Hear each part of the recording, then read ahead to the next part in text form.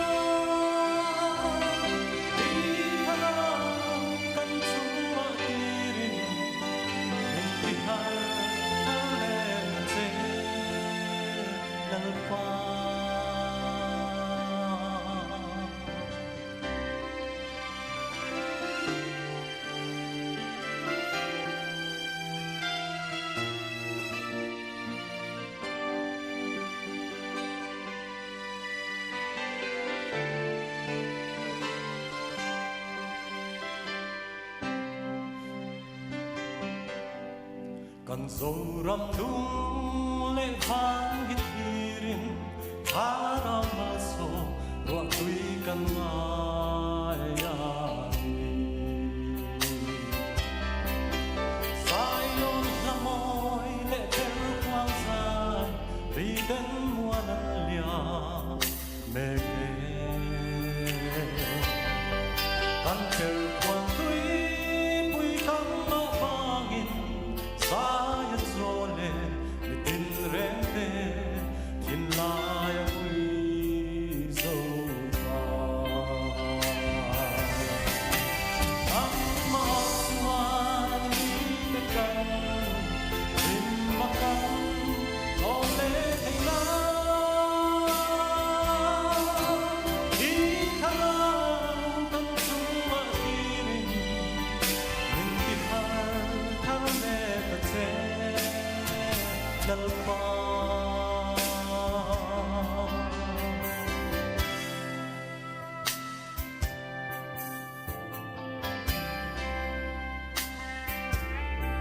Kan ngaye kan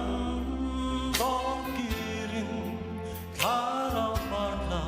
Dimsay kan bolay te Tay ni repo ning loten na Pagsayan namin kami Yaman suti ang long na Sa kansan suwa Wan ho kui na tu Heng ang tabi ang mo Ang masuan itekan Din makan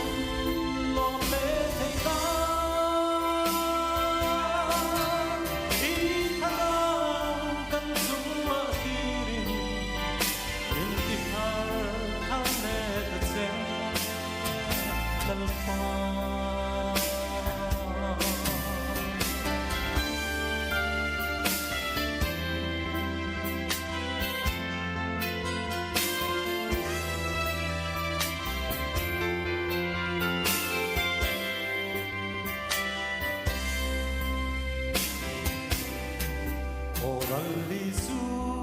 lâu lên lệ na căn suy ngại ya một thu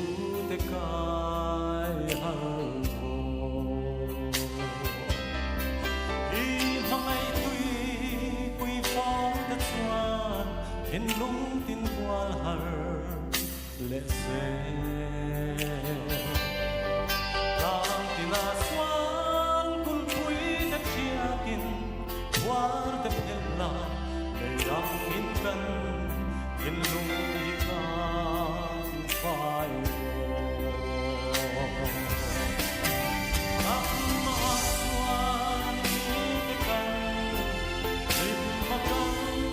no le thei I thalang kan